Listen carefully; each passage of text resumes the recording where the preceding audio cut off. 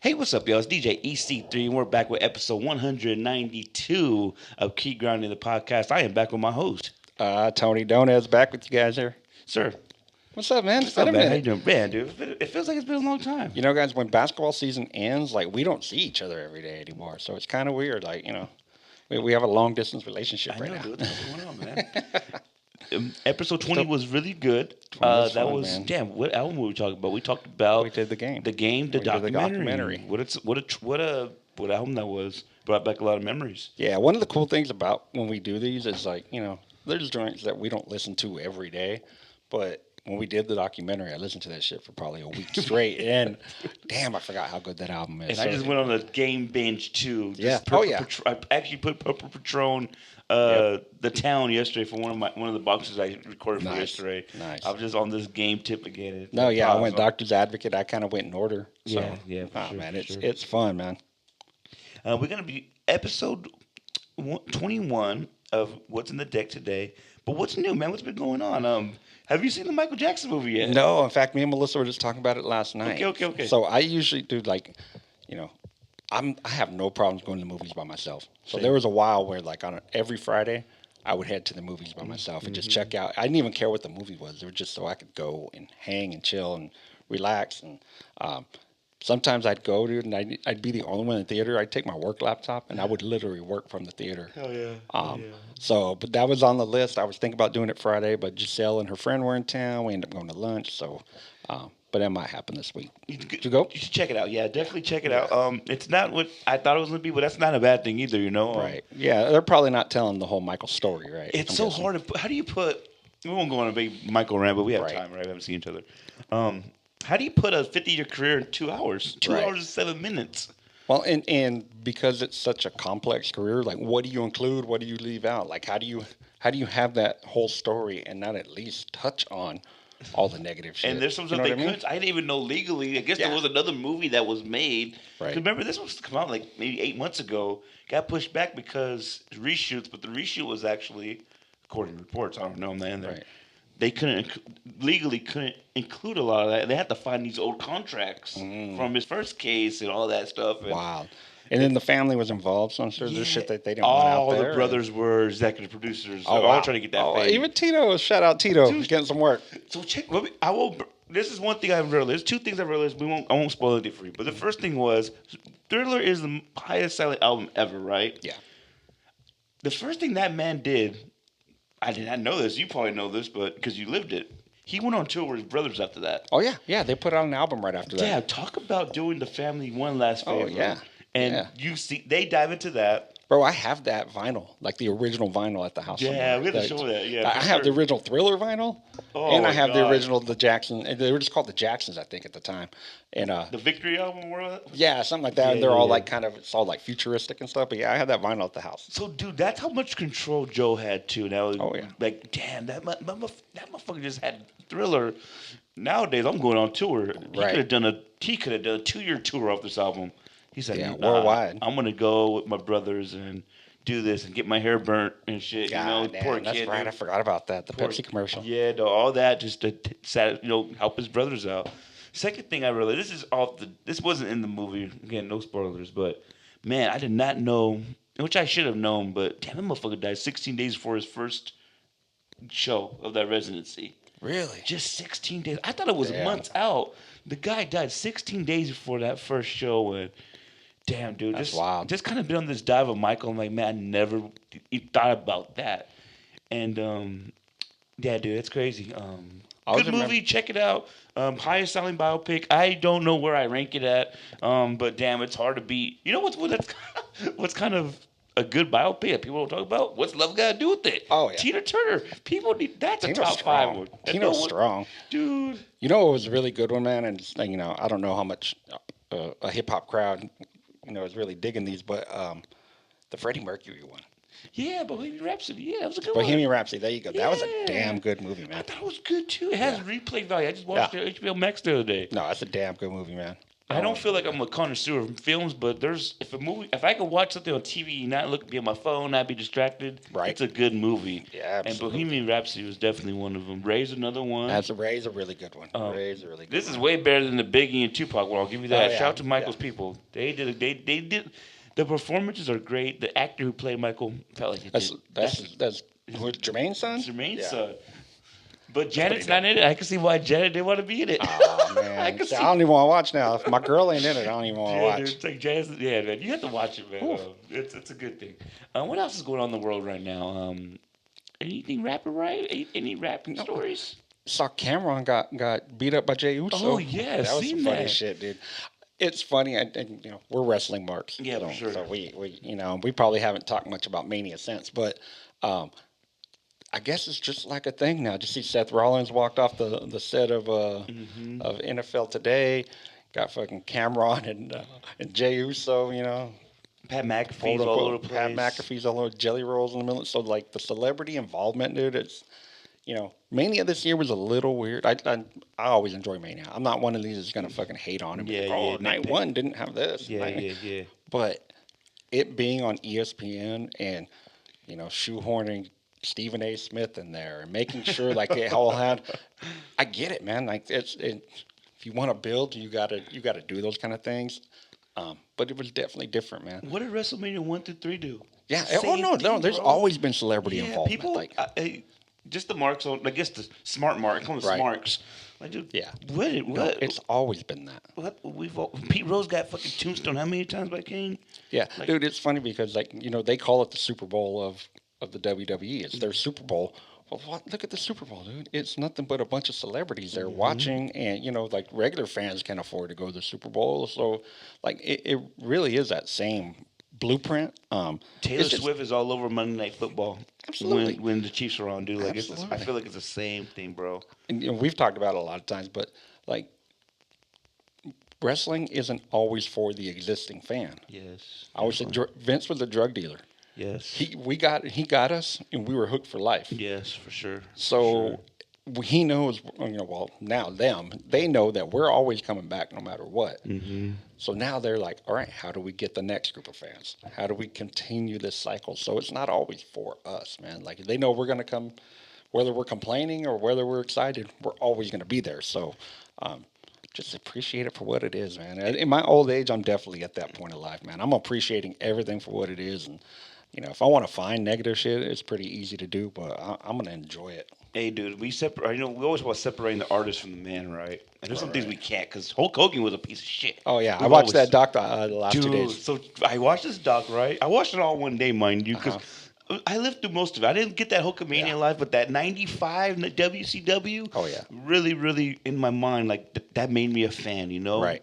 Austin and Hogan always gonna be the two goats for me because those guys made me fans. Like I remember when it was the seeds were being planted, and dude, towards the end of that, man, when that man walked away, dog, and Bruce Pritchard was crying, and dude, that was like my kind of like, damn, my wrestling hero, not my person. Like, give a damn about the personal shit. He's a piece of shit, but I'm talking about my wrestling fandom, that kid in me, dude, shedding some tears, bro, because damn, that was a chunk of my childhood. For a long time, was like NWO and wrestling and more marks. It's like, without Hogan, I'm not a mark. And bro, at my age, I grew up at WrestleMania. Yeah, I mean, man. Hulkamania. Yeah, Like yeah, I was, yeah. dude. I had the LJNs and I had the fucking little Hulkamania workout set. Like I had all that stuff. Like Hulk Hogan was everybody's favorite wrestler. Yeah. And looking back on it now, like even as just in the wrestling perspective, like I was like, oh yeah, it wasn't all that great, but it was a thing. You know what I mean? But it also gets into like watching that doc made me think about like our society and hero worship. Yes. And like we always like, oh, he's famous, so I want to like. We've talked about it before. Like I don't understand autographs. Yeah, for sure. Like I don't understand unless it's a business thing and you're trying to sell it. What am I supposed to do with this piece of paper that some other guy signed person signed? Like, why am I supposed to be excited about that? I don't understand it. I get people who are, and especially like kids, I get it. Yes. But like, we have this hero worship where like a signature is like this something to be holding, and for me, I was like, that signature may be written by a man who's a fucking piece of shit. Yeah, dude. You know, I don't know. I don't 100%. know these people's real lives. All I know is the perspective that we see on TV. So it's kind of hard for me. Like, I wrestle with that with Kobe. Like, I was never a real Kobe fan. I didn't really have a whole lot of respect for Kobe as As a husband. any of that stuff. Like, I didn't Yeah. really, I appreciate what he did as an athlete. Yes. So, like, I never really got it. Now, as I've gotten older, like the work ethic and all that, I have more of an appreciation for. But like, still, like he wasn't necessarily always a good person. So, 100%. like, hero worship is really weird. Like, I'm like, if I don't know you personally, I'm not gonna call you my hero. Yeah, for sure. You know. for So, sure. but to each their own. I'm just saying, I Yeah. personally don't understand all that. And that Hulk Hogan doc reminded me of that because, like, in his personal life, that dude didn't even know who he was at the end. Dude, no, dog. Like, he didn't know There is no separation there of was this stuff. zero of it, and like, kind of weird, man. But you Like, know, I didn't feel bad when he got booed at Netflix. I knew that No. that's what he was going to yeah. get, you know? I love when Triple H was like, "Yeah, we knew that was gonna happen." Yeah, 100%. Like the fact that he didn't know it was gonna happen though was like that disconnect from reality. Yeah, it was, bro. And just like I said, that little kid in me was like, man, that's the guy that kind of put me on. It was just, but then I guess I wasn't conflicted because I wouldn't fuck with Hogan either. Just they didn't really show what he said in that tape either. Oh God, no, Said some yeah. crazy shit, Yeah, bro. Like, it's funny. Like they did him a solid, dude, and Yeah, they didn't go into detail. and I didn't know about his brother dying when he gave him that money and Yep, shit. didn't know like, any of that. Yeah, that sucks. Like, Yeah. you know, anybody who lives in their family member, when you give them some money to pay their rent and they turn around and they OD on your Fetty, I'm sure that's very traumatizing, you know? That's And, another thing. Like people forget that these are real people. Like dog. I don't know if you saw the videos of like fans just like mobbing wrestlers at Mania, dude, Yeah, and people dude. like, you know, CM Punk slapping and people are like, "We pay your salary," and I hate that shit, dude. Yeah, like, dog. I'm always like, Yeah. what is the what is the amount of money I have to make where I stop being treated like a human? Because I don't want to make that much money. Man, anymore. dude, it's people like, I pay your salary. You're a millionaire. You owe me this shit. I'm like, nah, not really. Like, let people live, man. Especially after a match, and Yeah. they're trying to, man, just, I couldn't imagine being on that high of an adrenaline rush. And, like, but that's, I feel, and I've been looking at that too, and I'm coming to the conclusion security failed them. Oh yeah. WWE failed them. Yeah. Like, they should know better. If you're going to have these guys stay in a public hotel, but they have to do it's Vegas, right? Right. Dude, you got to do better protecting these people too, bro. Yeah. Like, you should know better. You got to escort. They look like they're by themselves. Yeah. 1099 workers, 100%, I get it, but you got to do better for the athletes, bro. And my thing is just as people, dude, like we gotta know like there's lines. Like, there like, has to be a line. Like famous people don't owe us anything. Like I hate that idea that like, oh, they owe me. You have to no, like, you know, they have a job, they do their job, but at the end of the day, like they're humans. They're just regular people. They want to go chill, eat dinner, and not be bothered the same way we do. So that Like when I seen Daz Dillinger at LAX, I didn't.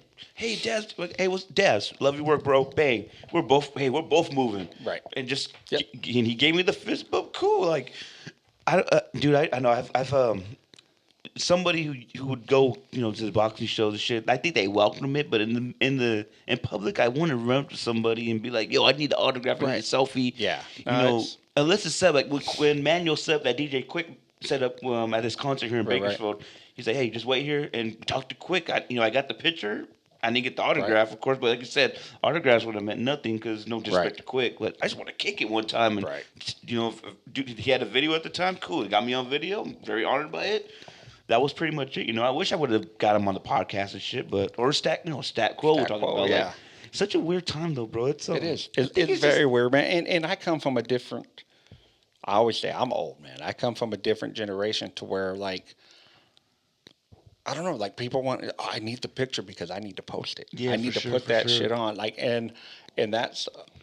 I'm not saying it's bad, but Mm-hmm. that's just a whole vibe, dude. That I don't really understand. Like, I don't need to do it to let everybody know I did it. You have a Kobe picture that no one's seen before. Yeah, a couple like, days before he passed away. The day before he passed Yeah, away. you never posted that. Nope. I, You sent it to I me. posted it after he passed. Oh, okay, But just okay. to say, like, you know, but yeah, I mean, I was, and everybody's like, did you go take a picture with him? I was like, the dude was coaching his kids. Like, Yeah, no, bro. that wasn't Yeah, the bro. place. It wasn't the environment. I remember we were talking about that the day before he passed, dude. Yeah, Like, and then the next day is the day he passed away, man. That And was such a crazy fact. Shaq was there too. Yeah. Jermaine O'Neal was there. Like but all these dudes were there supporting their kids. And Yeah. it wasn't an autograph signing. Yeah, you know, for it sure, for was sure. they were being dad, dude. And in that regard, I was like, I gotta let them be dad. I have a tough time of convincing myself to pay $200 to take a picture with Kevin Nash. Oh yeah, I'm not. That type of shit. I'm like, and I love Kevin. I listen to his podcast. Right. I have a tough time thinking about how the fuck would I do that. Even when Conrad Thompson's podcast, he has a little Patreon. You pay $99 a year, but I'm like, why? Right. Like, Right. why? And the older I get, I'm like, man, maybe that's for a different crowd, a nostalgic, who love that shit. But I'm Right. like, I love it too. But I'm like, I'm not paying my money just to have a Zoom call with you, or kick it with you, and just maybe Dude, it's a little different now. It's funny. Only until recently, like I wouldn't wear a shirt that had somebody else on it. You knew that, like, Yeah, definitely, like definitely. I'm not wearing a shirt that's got some other dude's face on it. Yeah. You know, and only recently have I lit up on that. You know, I Yeah. got, shout out to the Burning Hammer. I got a bunch of wrestling hell yeah, T-shirts that's now. fire shirts, my the guy, Burning fire. Hammer, guys, check them out. TheBurningHammer.org. If you're into wrestling shirts, you got the large prints and stuff.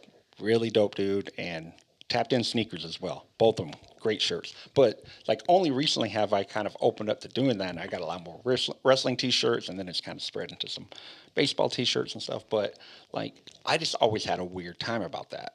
You know, just kind of it wasn't something I understood. Not saying it's wrong. Not saying like if you're into it, it's a bad thing. It's just something I never really rocked with. But we evolve. And we see how shit happens. But yeah, that whole mania thing, man, and people just getting mobbed and not being able to fucking eat a meal and, No, it's and just not being able to disgusting. have a personal moment, dude. And then people are mad at the rest. Oh, what's wrong with you? No, what's wrong with you throwing your camera in my face without even knowing me, without even knowing what my situation is? That's just weird. No, I think it's super weird, bro. Yeah, I just don't get like when supposedly you hit a certain level of fame where you no longer get to be treated like a human, and I just don't understand it. Now looking back, just looking at these TikToks and shit, like Michael Jackson, the amount, and the movie didn't do this justice either. I felt like that man would have mobs. Oh yeah, The Beatles fails in comparison to what, Right. and the Beatles had a shitload of people too at Yeah, one yeah. point. But Michael will shut down the blocks. Oh, yeah. just to get a glimpse of this guy. And it's no, like yeah, it's wild. it's so. But then that's that hero worship we're talking about. Like, and I think it's way worse in the '80s and '90s when we yeah. did have access to them. Exactly, And dude, exactly. access change, like the aura these people had. Prince has aura. You know what I'm saying? Paul McCarthy still does, but he's he's not hard to find on social media either anymore. Right. But then you see Hogan's doing his his promo, and then once he's done, that switch turns off, and that was wild. that was so wild crazy just to see it turn on and off. And, Yeah, dude, what the? or like and there's such a level of I have to maintain this personality and this aura where like he even like sprayed himself down because like I gotta look like I was working out. That was wild, dude. Like he couldn't just record a video and say something. Like he had to iron his hair and he had to put on sunglasses and he had to turn bandana on all the bandana. time. He had Yeah, to dog. he had to spray him. He's like, I gotta look like I worked out, brother. Like that, And that's a rough life for him. Like it made me feel bad for him too. Like he felt like just being himself wasn't enough. Like he had to live up to this persona. That's sad, man. And dude, you're not 33 no more. No. 330 pounds, lifting giants and shit, and just the amount of money he had. Right. And then it makes me wonder too, like how much are us as fans to blame for that? Like we expect him to be, we expect you to be on all the time. That's a hard life. And then, if we got him feeling like he's not enough unless he's on, Yeah. That's that who kayfabe knows? life too. Like Yep. maybe now that That's we're true. kind of getting exposure of the That's game, true. maybe this generation is actually doing them a favor because Seth don't need to be on all the Right. time. Roman Right. doesn't need to be on the time, and they do kind of blur the lines better, I think, with Yeah. their characters. I don't know, bro. Like, feel bad for Rick. Rick Flair's still doing still doing Ariel Alani drunk as fuck, talking shit about. Yeah. I'm like, dude, are you done? Are you tired of this? Like, or is this gonna Yeah. continue till he dies? And then, I saw an interview with Charlotte talking about like they were like something like they asked her like, do you have a lot of stresses in your life? And she goes, my dad has social media. Of course I'm stressed. Like she acknowledges like, sometimes I just want my dad to put the phone down and just go live a life, but he doesn't know how to do that. So that's wild, dude. Like it is. It's an interesting thing. His tweets are fucking amazing. A lot of interesting shit, man. Yeah, dog. We live in a world, man, where there's not a lot of answers, but there's a ton of questions. No, 100%. Even last thing we'll dive into. Even last night, you said that shooting at the White House. Yes. That's a lot. There's a lot of questions. How? Oh, don't even start. Yeah. Yeah. No. Yeah. See, like, there's a lot of questions there too. Like, it's a sad fucking world. When It is. now we're thinking, was this set up? Oh, that's like, the what first the question, fuck always. what the hell is this It's going on? always the first question. It's this weird world, man. Yep. But we're gonna get That's back why into our. that's why we like wrestling, dude, because we know it's all set up. Yeah, I like works. I like works. It's all the work. We're gonna get to work right now. Yes, sir. Look at 1 that. minute. All right, D. So we're back now with episode 21. What's in the deck, 21. sir? I'm honored to keep doing these. This is great. Man, we got one that is very influential for me. Old school. Hold on, I gotta get the cue point. D, what's in the deck today? Oh, yes. Sorry. Gosh, see, guys, we're out of practice, man. It's been a minute. We got an influential record for me, the D.O.C. No one can do it better. The D.O.C. No One Can Do Better is his first solo album by the D.O.C. Reached #1 in the U.S. Top R&B and hip hop charts. Did it really? Yes, July 13th, 1989. Wow. It was certified platinum on April 21st, 1994. So about 5 years later, it became platinum. Wow. How do I say it? It's very groundbreaking, and it's a Yes. it's a foundation album for a lot of MCs afterwards, and you see the influence on this album. And My God, dude, it was such a different thing for the West Coast at the time. Such a different sound. Very influential. I was 11 years old when this came out. Just realizing when you said the date, 11 years old, and I was at 10 years old listening to NWA and Easy and Ice-T and very gritty gangster shit. mm-hmm. And to see this dude come and you think he's going to be on that same tip and that same vibe, and he goes a whole nother route, it was something that really changed, I think, West Coast hip hop. And this was a Dr. Dre produced album. Yes. We don't talk like I was just talking to somebody about this earlier because Relapse is like 13 years anniversary. Wow. That album is produced entirely by Dre. Yep.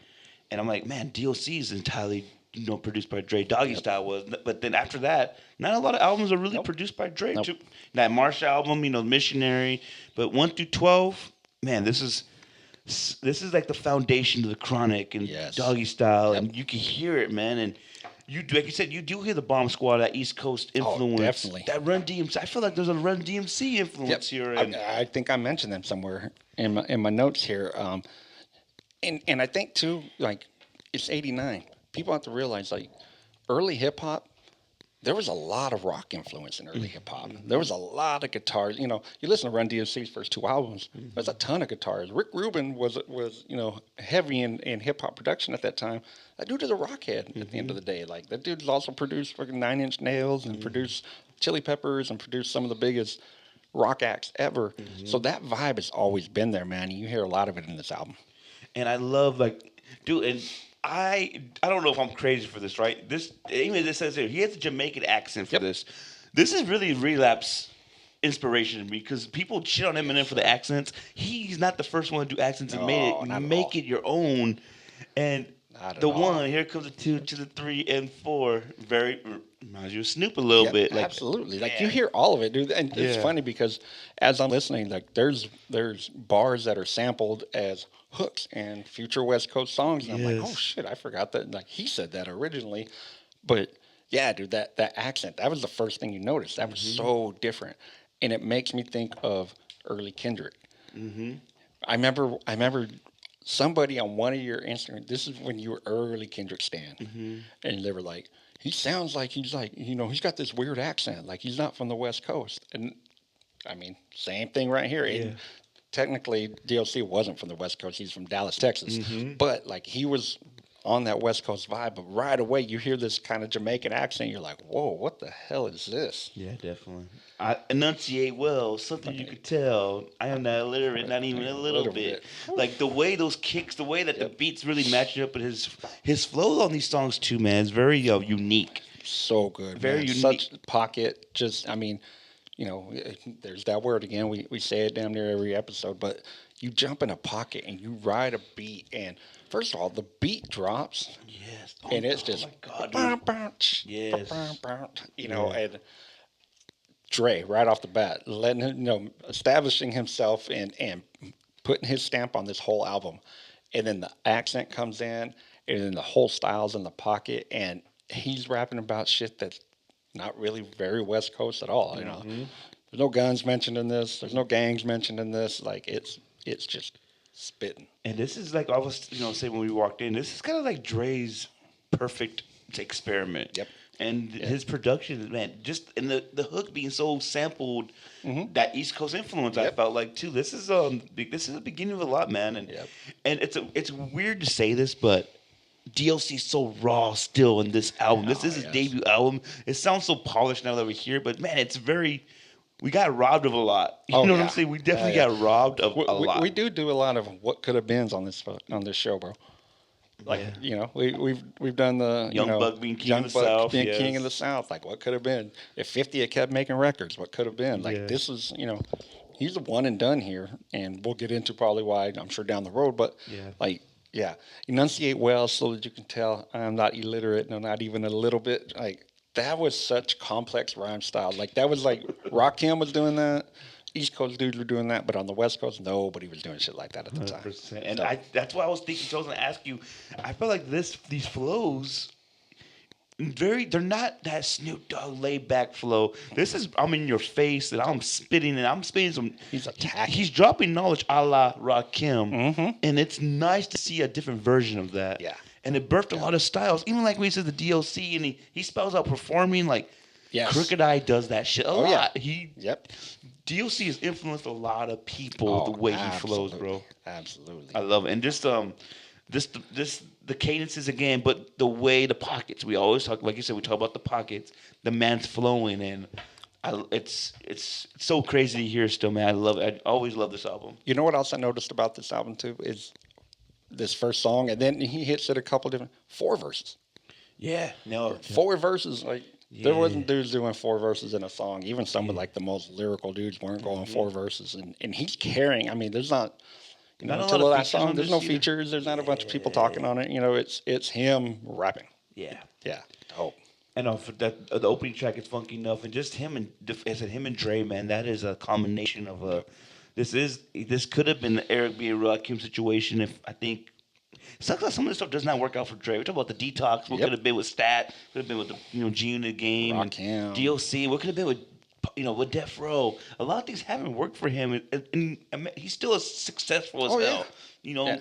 But imagine if it did work for him.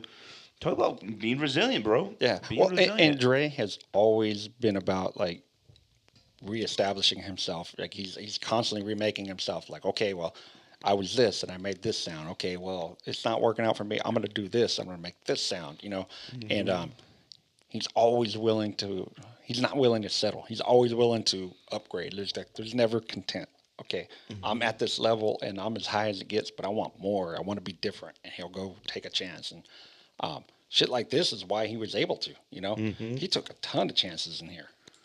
And that's again ruthless. This is all ruthless. The NWA, fuck the police, straight out Compton era. You have MC Ren the villain. This is a whole breath of fresh air of just rhymes, bro. Just a rapper. Next song we have is Mind Blowing. Mind Blowing. Man, dude, and I love that. That's that East Coast stuff. I'm gonna say it was like Primo. He had scratches in the hooks. That wasn't a signature Dre sound. It's never been. But he pulled it off. And I think this is where you really get the idea, like, oh, this is going to be a true, like, MC producer album. Like Dre was just as much a part of this album as D.O.C. Like, they were in this together. It was a team. It was Eric B. and Rakim. It was Gangstar. It was, it wasn't like, oh, I'm producing his album. This is our album. Just another one sped up, a little faster tempo. Dude, he was really saying, man. These I was gonna say these beats are really they're not slow. No, they're definitely not slow. Yeah, I think what was it, Sarah? I just seen it right now. I felt like the D.O.C. too, bro. There was not a bad word in here. He doesn't curse a lot. No. In fact, I don't think he curses until like maybe like. Last song, I think "Beautiful but Deadly" says at the end. Yeah. It's a while. I like I said this because he picked it up on here, and dude, just again, I wish we could have it because I'm doing no justice to what he's saying. But man, better than the once because of mistake none. But see, it's hard to do it the way he does it because this flow is he's picking it up on this one, and just love it. Three verses, Three and verses. And it's cool because every song, pretty much, he shouts out Dre.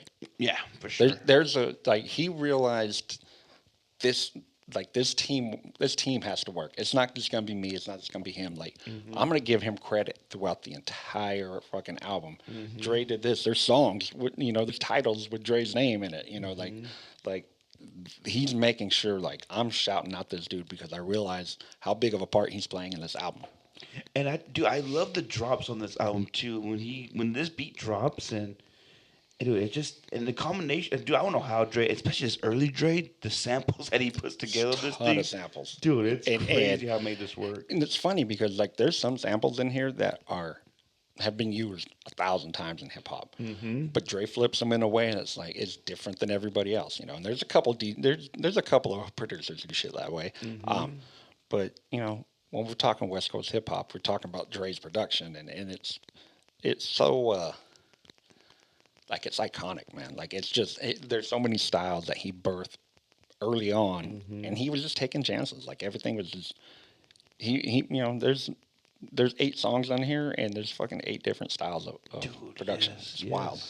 No, I think this is the experiment that really went well for them, bro. And then D.O.C. man, like he's dropping bars in here, bro. 3 verses strong. Um, and it just again, this the way it's sped up and the way he's making his voice wrap around that production. I And really I thought loved was it. cool too is that at a time when West Coast sound was very aggressive, very like a hard gangster sound. He came using a whole different vocabulary. Yeah, definitely. He was using a vocabulary that was a little more advanced. He was using rhyme patterns that weren't really known in hip hop. Everything was just so advanced. That's why it's very hard to read it. Yeah, it it's is. like because the way and the better you're writing by never biting, you're exciting to the crowd, club, congregation, or gathering. Like the way he says it, Yes. I just can't do it justice, and And it's too, crazy. as you listen to this album, you hear he will switch rhyme patterns mid bar, Mm-hmm. mid verse, mid song. I mean, but he does it so seamlessly. He does it so easily, man. And that's not easy to do. Like he makes it sound easy, but it's not an easy thing to do. And just a portion, couple salty water in the ocean, rocking it. It was a notion. It seems like I needed a potion. Yeah. Like, dude, this is the bar. Like the rhymes inside the rhymes is Right. very, very it's frequent on this stuff, and it's beautiful. I love And to it. like, you have to realize too, like at this point of hip hop, like there wasn't a ton of storytelling. There wasn't a ton. It was just flow. Let's rhyme some shit and make it sound dope. Yeah, definitely. So like it in that regard, it is very early on elementary rap to where like he's not telling stories.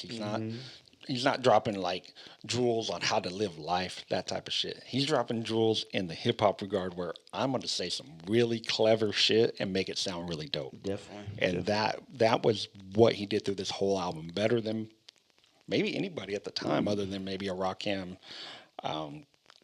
Big Daddy Kane, maybe. Yeah, no, this is a very East Coast style flow. I felt like. That was the mind blowing. Next Mind-blowing. one we have. Oh man, lend me an ear, Yes. dude. The rock on here is Yeah, this is where I thought Public Enemy, Bomb Yeah. Squad, like that's where this really came out. and that's why you do the like I said the it's not this isn't like that nothing but a G thing, gin and juice ride Yeah. the beat. He's aggressive with this stuff again. Yes, sir. That Public Enemy, Chuck D type of stuff. Great beat, man. I used to, my previous podcast, Lend Me an Ear was a segment that we used to always have. Oh, no before, shit. And I used that sample, so I'm really I always love this song. Yeah, man. I love that it was very old school call and response too. Mm-hmm. Like there's a part in there where there's like a break and he's like, "Who can do it better?" And they cut the beat. And he's like, "No one can." Yeah, definitely. Yeah, but it's like definitely, everybody yelling it to him. Like that's really cool. Like It's hip hop. it's very hip hop, Yeah, man. It's yeah. very hip hop, and it wasn't. Actually, there was like L.A. Dream Team. There was early Ice-T who were doing similar shit, Mm-hmm. but it wasn't like really well-known hip-hop shit. Like it was kind of a little more underground before Ice-T blew up. But that was a sound, man, that's so hip-hop, so like just, like the foundation of what hip-hop is. He's doing it on this album, but it's getting like to a more advanced level on how Dre, with the production and everything, and fucking, it just, it's hard to to kind of explain sometimes because you kind of had to be in the moment to know where hip hop was at the time and what it was developing into. And this was kind of one of those albums that was part of that bridge. Circling into its multiple choice. Who's the kid with the golden voice? A, the brother upon this song. B and C, I don't know, but the answer's wrong. Pure simplicity is the D.O. to the C, most incredible, unforgettable, on the mission. The kids want to be like, but psych, because I'm the one in the mill. Like, dude, you can't be that me. B and C, but the answer's wrong. Oh, damn. Like, dude, and I love Dre's production. It's so different from, and you know what, and that's my fault too. I need to dive more into NWA albums that we could talk about on here too, because I'm sure, Straight Outta Compton, the one after that, E Phil, for life. Ethel Frizzagan. Yeah, for life, right? Those I'm sure sound the same as, at least similar to this, the build up to, but this is kind of like. Dre's on this shit right here, bro. In a whole different way from that kick and that heavy clap. This is before that, and it's definitely part of his evolution. Yes. Like Boys, Easy and Boys in the Hood and all that had a sound, and then it's to Straight Outta Compton. But this is kind of that bridge to where after this we'll start hearing F. Zagan had a whole different sound. Like Appetite for Destruction is one of Dre's greatest beats to me. And that grew into kind of where, and then like Been There, Done That and all that takes it to a whole nother level. Yes, definitely. But Dre was really, at the time, like he found his lane, but at the time he was like, I can make any beat. Yeah, he probably still can. Yeah, for sure. But, at the time he was like, you give me the style and I'm going to work with it. And it's, I was going to say, man, I just had it in my head right now when you're talking about it. Just the way he's using these samples, bro. I feel like he's still searching for that. It's the endless search. Like, and this is some great stuff. Like, dude. Oh, absolutely. I'm sure he was frustrated with some of this stuff too. Like, oh, this wasn't what I wanted. Yeah. We needed something out. Yep. Dude, this is I could tell. So you could see so many producers have tried to mimic this sound too, and it's crazy. I love it. Next one we have is going to be. Are we going to go to number 4? We don't need the commercials. Okay, no disrespect to Michelle. Yeah, no. No, it's just, and that was just a part of hip hop at the time. You had to have some comedy.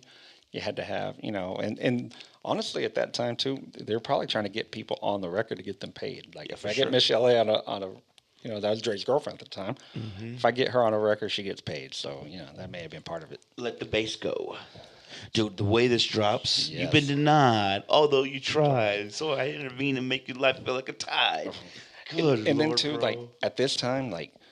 The booming system in the car was such a thing, dude. And I still remember my older brother had a fucking little Nissan Sentra, lowered, had a little ground effect kit on it, and little rims on it, and he had a system in there, and this shit would hit so hard in that car, man. And it was just like a bass heavy song, West Coast bass, and just boom, and your system trunk rattling. Like that was such a thing back then, man. So that brought me way back to that whole vibe, dude. I was in junior high, not even junior high. I was 11, maybe middle school, just riding in the car, and that boom.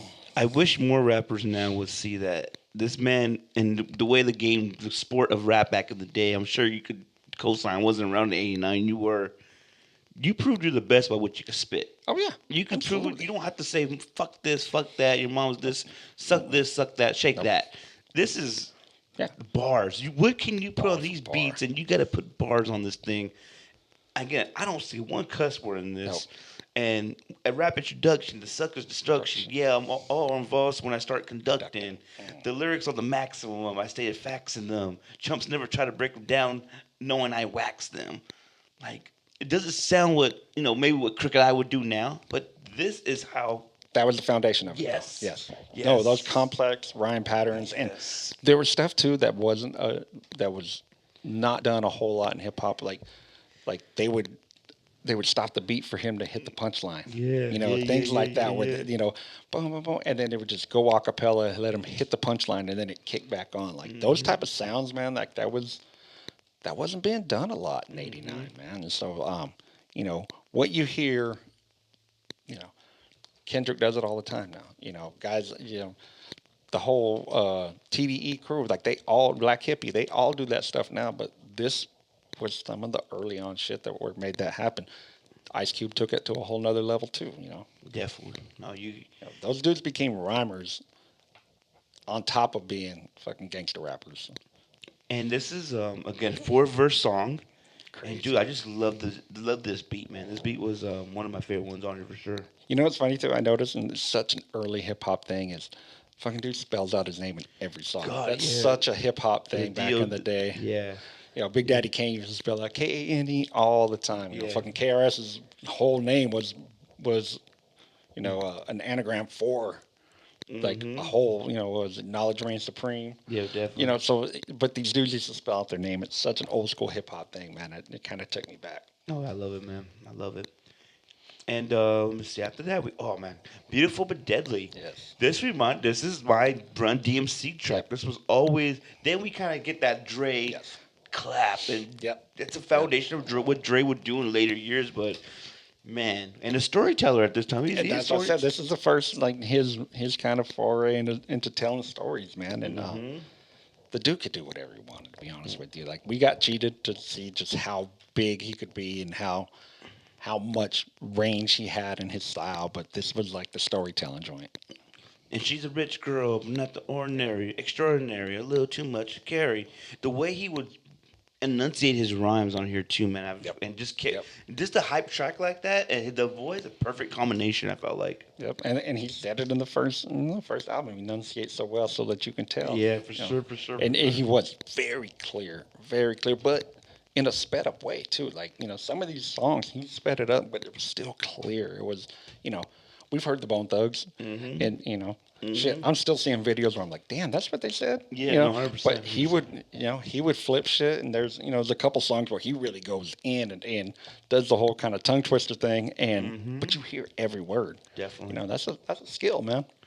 And I love the guitars on this one, and Yep. just him Yeah. being able to adapt and making it his own. And again, this is one of the tracks I wish we could play for you guys. Yeah, Check it out. This very is fucking Run DMC though, man. And it's Very, very- goddamn it, King of Rock type yeah, song. for sure. So, And it's like you gotta. This is an overlooked track. I think people don't talk about Oh, a yeah. lot. Oh, yeah. This is something that people need to kind of just Yeah. remind themselves. Like this is a foundation of what it was, you know. And it's funny because we think of hip hop now and we think of a certain style and a certain look, and especially in these early days, I'm rocking the King's hat right now. We see that style, but just 5 years before this, dudes wearing spiked belts and leather jackets, and it was a very rock and roll style. Definitely. Even though they were doing hip hop music, like the style, motorcycle boots and all that shit, like that was the style, and it was evolving here, and I think NWA played a big part in taking that to a whole different, they were wearing the Dickies and jackets and the Raider hats, Nation, Raider baby. Nation, Yeah, and man. all that, but but even like Run DMC style, when they had they were all in leather, and it was more of a rock and roll style. I think this is beautiful track, man. One of my Yeah, favorites on no, here. I I think the love beat's banging. Dre at his best right here, bro. Yep. That young Dre was no joke, man. Yes. The D.O.C. and the Doctor. I love this song, man. That me too. I love this song. Me too. Me too. Which is has more hits than the beautiful Yeah. but deadly. That's crazy. Yeah. Man. There's Dre's the really- diggy doc, yeah. Yeah, dude. It's different type of beat on this one. Yep. I love this one. Yep. I think this was like I got to highlight my producer. Yeah, for sure. You know what I for sure, mean? yeah. And his name's in the title. You Yeah. got all that, but it was really like, he's kind of telling you like my producer's the shit. Yes. You know what I mean? And I love that shit. That's very old school hip hop too. No, this was this is the ode to Dre. I felt like this was definitely the ode to Dre. Yeah. Like he through his whole album, like D.O.C. He is sure to give. He takes every opportunity to shout out Dre and let you know like this motherfucker is part of why this is gonna be dope. And this is the DJ Dr. Dre too. Like yes, I it's did DJ that. Dr. I did Dre. that. I forgot he Yep. even called him that. Yeah. This is my man. And this dude again. This is I deliver something something to shiver you peak level. And if you want it deep, Dre, yo, get a shovel. Yes. Like, dude, again the way he flows it though, I'm not doing it justice. Yeah, and there's like a pause there. I'm not doing it justice. Yeah, man. it's like you want to dig it deep, you'll get a shovel. Yeah, There's man. like these pauses that were just they emphasized those punchlines, man, made it really dope. Man, and it sucks that he lost his voice, man. Because D.O.C. had a voice too. It was very, very. How do I say it? you gravitate towards it. You want to hear what he has to say. He has a unique voice. So for those of you guys who don't know, like shortly after this album was released, he was in a car accident. I think like went through a fence or something like that. Sliced his vocal cords. Like he literally got his vocal cords sliced. Didn't have like completely lost his voice for almost a year. And when it came back, like he didn't have that voice anymore. It was really Man, gruff yeah. and gravelly. And if you hear him speak now, it's a little bit better. But there was a point where I mean, it was like this. Like Yeah, literally, yeah. that's what he sounded like. And Damn. really never, he made a couple albums after that, but it was never the same. So like the man literally lost his voice.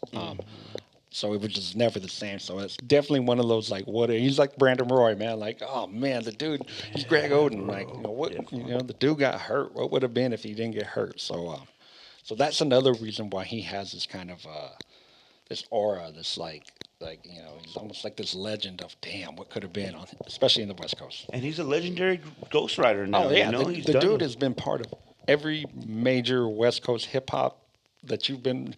He was on the Chronic. Like he wasn't on it, but he was a big part of it. Like every Death Row album, he was part of it. Like every Dr. Dre production, he is part of it. Snoop, part of it. Eminem, like, M, part of it. dude. Like there's a video out. I'm sure you've seen it where M's talking about like. Where he's talking about how like there's a particular flow that like he's like I still don't know how he does it. Yeah. And this is like a lot of people consider the greatest MC of all time. And he's like I don't know how this dude did it. Like, how do you? Yeah, I forgot what. It's a line in one of these songs too, and I was actually looking for like which one was he talking about. I didn't think about going back to the interview though, but D.O.C's man, he gets he's well respected in these hip hop MC circles, man. Yes, sir. Yes, sir. But yeah, this song, man, this one too, dude. It's just for the number one, not number four, number five, and nothing can be more than make it last a lifetime. In the middle of my mix and my rhyme, never been in need. Now that Dre is on the cut, you may think I speak of music, but I dream of coming up. Oof. Like, yeah, dude, he's again, it's down to the D.O.C. and the drum. Like loved like It's the D.O.C. and the drum. Yeah, he was really big too on like he would punch with like an emphasis. Like he would hold out that last note. He would, he was making sure like everything had like purpose. no the way the rhyme patterns, man. Just wish I just can't correlate it because I No, it is. so it's not you can't just read it. And it's some songs we can read it. Yeah. We could kind of get the root, but no, not. As not I was this one, listening to it, and I always do like the night before is when I do my notes and everything, and I'll listen, and I always have the lyrics up. And I'd say like 75% of the time, as I'm reading the lyrics, I know exactly where it's going. I know the rhyme pattern already. I picked it up. This one, man, No, it's all over the place, but in such a good and creative way, man. Like I was like, damn, he put a pause right there. Damn, he emphasized this word. I thought he was going with that word. Like, it's very unique, man. There was a couple times I thought he was gonna ride the beat with the way he was rhyming, and he'll switch it up. Just I'm like, switch to whoa, it. shit. No, very unorthodox. I love that. Yeah. Another song that I really love on this album, No One Can Do It Better. Man. Set the tone. This is another foundation track. Yeah. I felt like this is kind of where we kind of get this is the prequel to Doggy Style. This is the prequel to The Chronic. And Dre's on his shit, man. A very recognizable Curtis Mayfield sample. Yes. Yes. It's Freddie's Dead, I believe. And just this is like such a West Coast sound on the beat, but such different lyricism over the top of it. Just beautiful, man. Many bars, man. You know, it's funny because this is one of the ones that he says America's most complete artist, and I'm like, that was for DJ Quick sample. That was for the song. That became the whole fucking hook for a song. So many samples people have used from this one, man. Yep. This is to listen to. So ask not a question, not to be taken as a simple suggestion, but a warning to whom it may concern. If knowledge is the key, then I think it's time for you. I think it's time you learn. Like, dude, Brock Kimmish, man. Man, very much. And then this is the one where I really noticed, like, he would literally switch up bar for bar. Yeah. He would literally, like, okay, I'm going to spit this bar this way, switch it up to this bar, and then maybe switch back. Like, it's so creative. You kept people guessing, man. With the voice telling you the bullet's direction. I'm talking murder, but that's another section. I need to explain while I'm keeping my composure. There's no junkie to sucking when he knows you're nothing but a villain, and that you'll kill him. So he's in fear. There ain't no need in spilling your guts to a nut. No, I'm not your equal, meaning your equivalent. I'm more like heaven said. Get it together so clever no one Cause Sever, remember this forever. Like, dude, it sounds so basic when I say, but the way he's flowing, I'm You telling gotta you guys, listen, man. guys. Please take the time. Yes. The cool part about this album too is 10 tracks, 8 songs. You can probably get through it in about 30, 40 minutes. Yeah. So it's not a long listen, which I loved because I was Me like, too. man, I forgot like how they could condense really good shit into one album. It wasn't about quantity. It was definitely about quality. And I liked about this song too, and I forget which verse, but he does say it like, I'm not hood. Like, I'm not the hood dude here. You know, he very clearly, I'm the rapper in this gangster crew. Like, I need to make it understood that D.O.C. is not a hood, not at all. Though I carry a weapon when I'm stepping, I'm not a murderer, not in the sense that you accustomed. But I buy in the system with suckers smoothly bust them. Dude. he's telling you, like, I'll kill you with my rhymes. Yeah, man. So you smile, here's the outcome. Your teeth are gone, your mouth is numb. Don't get involved unless you're willing to risk murder by might. Because when they're illin', see, I can't do it. The way he's saying it, dude. It's so telling good. you, man. It's so good. Such a fucking. Yeah. I love it, bro. But this is what song I remember when I was younger, man. Like, and I remember when I was younger, just shouting out the NWA posse. Yep. Like that was so cool, dude. Yeah. 'Cause I didn't know what D.O.C. was back in the day when I was a kid. When you were Right. showing me this, like, what the hell is this? No, and that's partly because the legend of D.O.C. kind of stopped with that, and people didn't realize how influential he was. And like, if you're a Kendrick fan, please go listen to this because you're gonna see where like a lot of that style was birthed here. Kendrick obviously has taken it to a whole crazy level that probably nobody saw coming, but it was birthed with shit like this. Yeah, this is one that's kind of it's just so many layers to it too, Yeah. bro. As much as that we say that it's not that rap that we're used to now, or what this became, Right. what it evolved to, but It's still like it's very layered, bro. Yeah. And him again, Dre on this production is crazy, man. The next one I was Whirlwind Pyramid, which I low key forgot about, to be honest Right. with you. It was Right. one of those I totally forgot about. it kind of gave me that whole like Arabian Prince, Egyptian Lover, very Definitely. like West Coast dance style. Now this is for the poppers and the breakers Yep, type of song, definitely. and but this is where he can speed up his flow. He can still cook in the pocket. His breath control is crazy. It's funny. It made me think of like I love Big Pun, Yeah. but if you listen to a Big Pun album, every other verse you're Yeah. because the dude didn't have that kind of. Well, I mean, for many reasons, didn't Yeah, have for that sure, breath for control. sure. There's a lot of dudes who rap now who they call where they're punching their song, where they'll say a verse, they're out of breath, so they literally stop the recording, let them catch their breath, punch it back in, and let them start back up. So you're not hearing, this dude just went Yeah, and dog. went and went and didn't need, the breath control was crazy and it never affected like how he enunciated his words. Didn't affect, like how he was, the strength of his voice, stuff like that. Crazy. I think this is again the Dre production, man. I loved it. Like it's such a. I'm not like again. I grew up with that Chronic and Yep. Doggy Style Dre. No pause.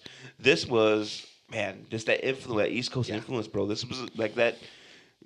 America's Most Wanted with Ice Cube. This is kind of where I see it. Like, that makes there's a lot of similarities in this. Yeah. No, it's definitely that Bomb Squad sound. It was, I think at the time too, West Coast was still figuring out their place, figuring out like, you had your NWA and that's kind of where everything would build upon. But like you can see where like a hieroglyphics would be influenced by this. Or that whole black hippie sound would be influenced by this. Like Del the Funky Homo Sapien. Like you probably for heard sure, this for and was sure. like, I can still flip this, be West Coast, but flip it in this way where I'm, more of a rapper than a gangster rapper type thing. Very cool. Very cool to hear, like, what many think, and I probably would agree, is the foundation of that alternate West Coast style. And there was that Tony Randall line because you don't want to handle the scandal, physical abuse because you're as drunk as Tony Randall, and it's a gamble. I must have heard you ramble on and on. You get worn like a sandal. Damn. They said get raw, and I did, so I slid to the back and hid behind the whirlwind pyramid. Wow. Like bad, dude. Fast, sped up rap. Oh man, yeah, no, he was spit on it, bro. No.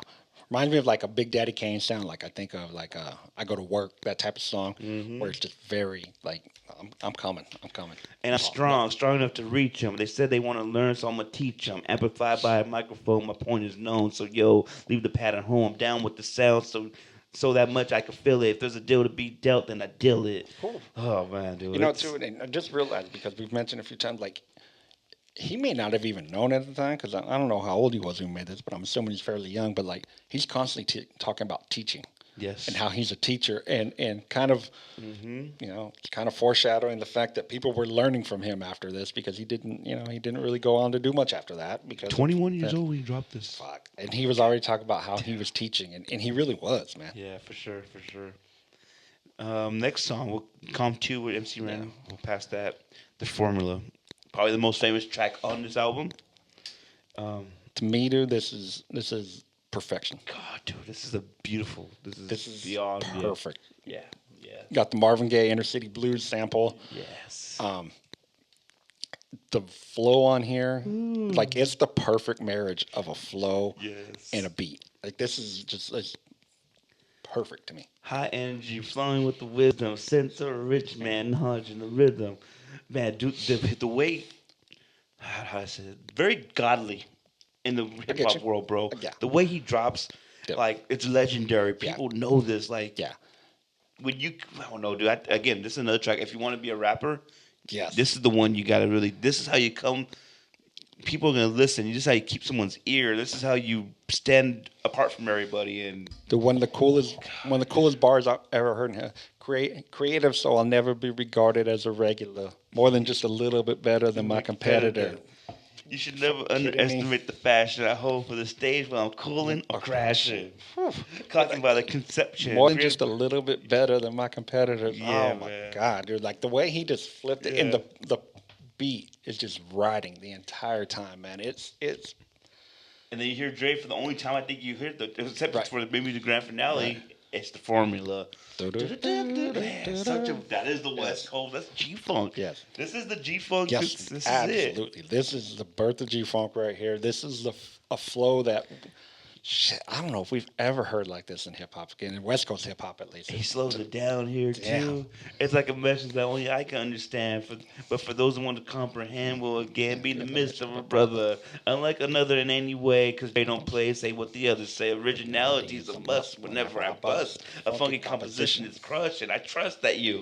Oh, my God. Like, this might be one of the best, if not the best, verses in West Coast hip hop history. That second verse, guys, is perfect. It is like he is writing a beat. He is the way he puts the words together, the stops and pauses, everything in that flow. That second verse is as good as it gets, man. Knowing when you hear a funky record with potential, me getting hyped because Dre rocking the instrumental, nothing like you've heard before or more. Nevertheless, see, I don't fuss. Like I'm like fresh, if not the freshest, when I'm expressing my thoughts on vinyl. You can't help but listen, get caught on hook because I cook when I pick up a pen and begin when in the end it's dope. Because I want to win. Man. And the breath control guys, like never out of breath, never fucking, you don't hear him get too high pitched, like trying to finish it. Like it's just, God, dude. And I know I'm fucking. What is, I'm glazing the fuck out of this, but I don't even care, man. This is hip hop fucking genius right here. And the way he says, "I'm the D.O.C," the way he says it, D.O.C., like the way they cut it, man. Oh yeah, in the mid verse, I'm the D into the O and the O into the C and the C into the period. Yeah, there's a fear in this. Oh my God. Yeah, this is probably one of my favorites. It's probably my favorite song. No, yeah, it's like this is like this might be one of like the more influential songs in my hip hop fandom, to where it took it from like, because I grew up in a time no internet, I didn't have MTV at the time, so I wasn't seeing like I wasn't exposed to a lot of stuff outside of my little bubble, But to hear like, oh shit, like this can be something totally different than what I've been listening to. Like I knew Run DMC, loved them. I knew NWA, I knew Too Short, I knew all that stuff, loved it. Knew Rakim, loved it. But to hear like this West Coast sound, but this rhyme that that were just so different than anything I was hearing at the time from a West Coast, album. Like, just influence, like, take shit to a whole nother level. Listen, open my mind up to a whole new sound, man. And Remember, I'm 11. Yeah, no, I'm very impressionable at this time. No, So this is, and it makes him. He did it so effortless. yes, And that's what the greats do, man. That's what Biggie does. What Effortless. all these guys. Oh, yeah. So effortless, man. The next song we have is "Portrait of a Masterpiece." What you feel about this one? This is probably the only skip for me. Yeah, I really, I low-key forgot about it. It's a very old school sound. Like it fit at the time. Like it was right where it needed to be at the time. Mm-hmm. Of course, he's still lyrical. Of course, he's still flowing. Just didn't age well. Just not a sound that I would probably go back and listen to. Mm-hmm. Not saying it's a bad song, but it's not. Yeah, Yeah, you could tell. And it's there. It's only a verse and a half, honestly. Yeah. It's a long ass verse though. Yeah. Yeah, I did. One of them I forgot. It was just Right. kind of hard for me after the formula Yeah. because I really wanted to hear the grand finale. Yeah, and that's the thing too, is that it's we talk about sequencing all the time. Like you put that song after what some may consider one of the best hip hop songs, West Coast hip hop songs, or just hip hop songs, period.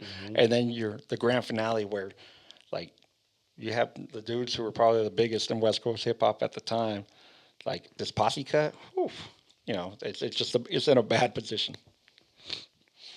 I cannot believe HBO is charging $209 to get ad free in 4K. No, $209 a year. Damn. That's a lot, bro. Just popped right out of the G stick. Like $209 a whole fucking year for 4K with no commercials. Yeah, we after this, you and I are gonna have a discussion about our the streaming services and stuff, man. Because like I just recently went down the rabbit hole of what I'm spending on all this shit. I'm like, you know what? We need to make some changes in our lives. So, yeah, I'll give you a plug too, because we definitely have to use this plug. Oh, the grand finale, which I always love this track too. Just man, Ice Cube was the man. Oh hell yeah!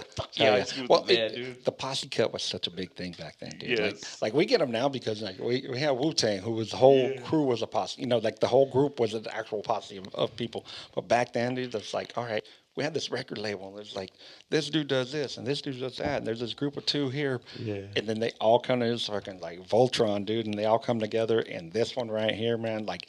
You could tell, like, they all listened to this album, and they're like, we all need to step our shit up. Fuck yeah, they did. All of them were like, oh, man. And Cube was a rapper. Yeah. Cube was always a rapper, And I think, like, sometimes I almost think, like, he had to dumb himself down a little bit for some of the NWA stuff. Not dumb himself down, but it was more simplistic than he was capable of. Yeah, he had to kind of just be on par with everybody else. But this one, whoo, shit. Like, he went. Yeah, dude, I love hearing Cube on it. You hear MC Red on it, man. Like, MC Red, dude, such... we probably do need to break down the album. He has that early... I forgot what the... there's an early album, Ruthless man. Villain? Was that what I think it was? It was Ruthless Villain. There's a song with Easy on that damn song, too. I forgot what... That I love that shit. I forget the name of it, but he has a song with 8 Ball and MJG that I've always been a big fan of. Man. Hell yeah. Shout out to MC Ren, man. Yeah. No, Ren was one of those, they always say, that's your favorite rapper's favorite rapper. Yeah, for sure. And hearing Easy's voice on here. Whoever wrote Easy's verse here, I'm guessing it was probably D.O.C. Yeah, maybe Cube, but he went for it on this one. Like, this is probably, like, as far as a flow, not, like, as far as memorable or anything, but as far as a flow, this might be the best Easy ever sounded. Because they're addicted to what my dick did. The pressure and the pain of the wing de-inflicted. It's funny. I was listening to this, and I was like, you know what? Like, Easy was Puff before Puff. Like, he was the business dude that they put on the track and started to enjoy it, and so he was just on all the track. Never wrote shit for himself, but, he was that dude, like, the personality that was on the record and brought that kind of good mix. I'm wanted by a law, so I stayed low. Representing the people, the bitches make my dough. On a different stage, I must have been on a rampage. Me and the doc are always in the front page. Man, my guy MC Ren was on some shit. Ren was dope. And I loved D.O.C's verse that he's using the song titles from the album. Like, they wrote this probably, like, they did this track last. You could almost feel like, not just because it's last on the album, but, like, he's dropping song titles in his flow. Fucking dope. And I love the line with the when I blast, I'm sorry as Alcatraz. Even if you ski, you better swim fast. When I catch you physically and mentally, and the capital punishment, the Capital's punishment's the penalty. Send the electric chair, grab a hole, pull the switch, your body twitch, your eyes explode out of your skull. Man, because being dull on the floor was an N.O. Yeah. Like, man, my guy killed was crazy. So simple, but it's Yeah. like, they were having, this is like, Yeah. back that, I'm But sure. like you said, simple. But back then, it wasn't. Had to Like flow, it dude. was so different, man. Yeah, man. It's you were hard because of the bars you spit. Yep. And man, such a different time now, bro. And you know what made me actually? I kind of laughed. The final shout out was to fucking Jerry Heller. Yeah, I know. That's super dope. Yeah, super dope manager Jerry Heller. Jerry Heller gets the final, and if you've seen the movie, you know all the stories about Jerry Heller and how that's to claim that he was the Yoko Ono of NWA. Man, he broke up the whole group. They loved him, dog. Everybody just wanted a little bit more. That's all it was. They all, but yeah, that was funny that he got the final shout out. And this is a ruthless record creation. Great debut album, man. One of my favorites. Yeah. But now I'm looking back, there were some songs I didn't care for. I want to be Right. No, absolutely. honest. Yeah, that like not everything ages well. Yeah. And it's funny sure, because for sure. if you think about it, like, not everything is fucking Illmatic. Where 30 years later, you're like, damn, every song still hits. Yeah, like, there's gonna be shit that we love right now that we're gonna listen to down the road and be like, that's maybe 4 of those tracks I can do without. Definitely. But it also is a different sound, and it's a different time where some of those sounds were necessary for the time. Mm-hmm. I think of Woe in Pyramids. Like, that's probably not a song I'm gonna go actively search for to listen to. Mm-hmm. But that was such a West Coast sound at the time, and made for people to fucking pop and lock, and there was a whole breakdance part of the culture at that time, and the song was made for that. So but yeah, there are there's 2 or 3 songs that's like I can do without, but damn, overall, man, beautiful album. Yeah, for sure. Beautiful album. It made me think, like, I really did get the whole, this was the West Coast Eric B. and Rakim. Like, that's probably where this was going to go from here. Like, and him getting an accident may have been the reason why fucking Snoop was able to be what he was, because that was going to be fucking D.O.C.'s lane, I think. Like, he was going to be that guy. He wrote a lot of Snoop stuff, and Yes. he was able to teach. And Snoop talks about all the time. Yeah. Hey, take this out, put this in, build a song. A lot of you see that too. With this, he's a songwriter. Yes. He's just so raw. Imagine what he could have been, and we kind of did see it with Snoop and and just they all took. And it's funny because, like, especially in hip hop, like writing your own verses is such a big thing. Mm-hmm. And where he gets writing credit, he's not writing their verses for them. Mm-hmm. He's saying, take that word and move this here. Use this inflection here. Mm-hmm. And that's where he gets writing credits, because it's such an important part of what these guys became. Mm-hmm. So it's not like, he wasn't writing, Snoop's verses for him. Mm-hmm. He wasn't Snoop's ghostwriter, but he was definitely help him become a better writer in his own. And that's why he gets credit for that shit. That's why he gets writer credits. Yeah, no, he's a Now, genius, now he was straight up probably writing Dre's verses. He was straight up writing Eazy's verses. There are dudes that, he was definitely ghostwriting their verses, but for a Snoop, for an M, for probably an Exhibit, for those dudes like who could write their own shit, like he was just helping them polish their shit and did it so well that he got writer credit for that shit. And you know what? One of his favorite artists do is fucking just a flash in the pan, but 6'2". 6'2". Man, he has 6'2". Has that verse on there on the 2001 and that Michael Jackson flip he did. And there was a second album that D.O.C. did, Deuce. Yeah. And 6'2's all over that. Yeah. And his voice is coming back a little. It's not the same, but I love that album. Yeah, I listen to that a lot. Yeah, but that's a great album. But I think one of the things I really walked away from this was the evolution of Dre. Yes. He's trying, like I said, 8 songs, 8 different styles of beat. Mm-hmm. And flipped them all and made them all work, whether it be for the moment or for something like the formula that's going to exist in hip hop forever. Like, he made that shit work. And that, I mean, on top of how great an MC the D.O.C. was, like, that evolution of Dre is really cool to hear. No, definitely, bro. What was your favorite song and favorite beat on this album? My favorite, everything on this album is the formula. Fire. I mean, it's just, it doesn't get any better than that to me. That's just it's a perfect song for me. To me, it's perfect. I would say my favorite beat is "Beautiful but Deadly." That's awesome. I've always Love loved it. that beat.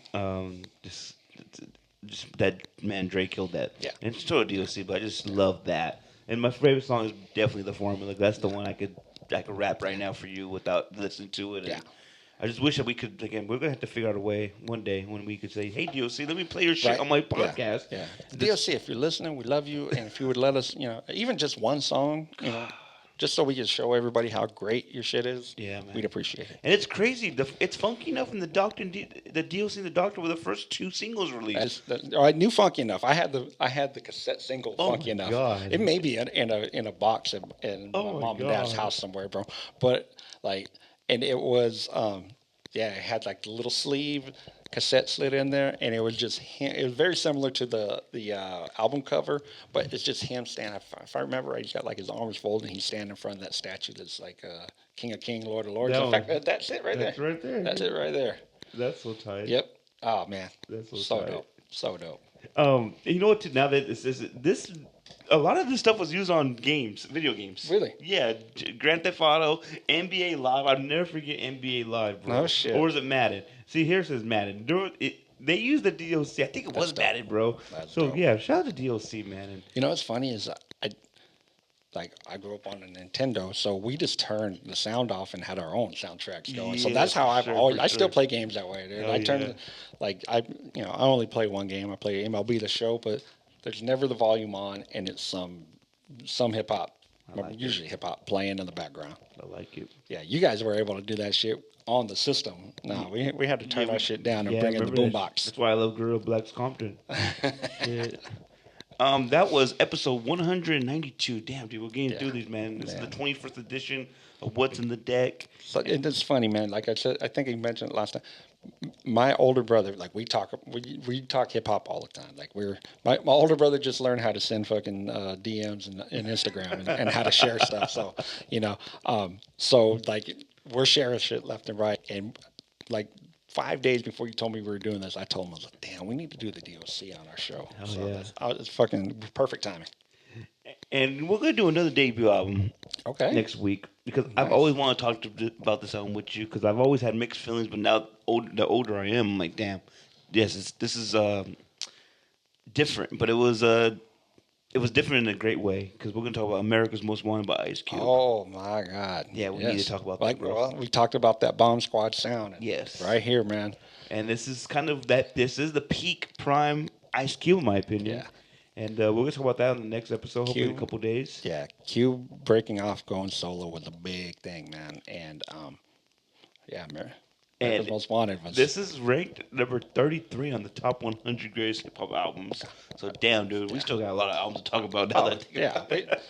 that's the cool thing about this format is that we got endless content.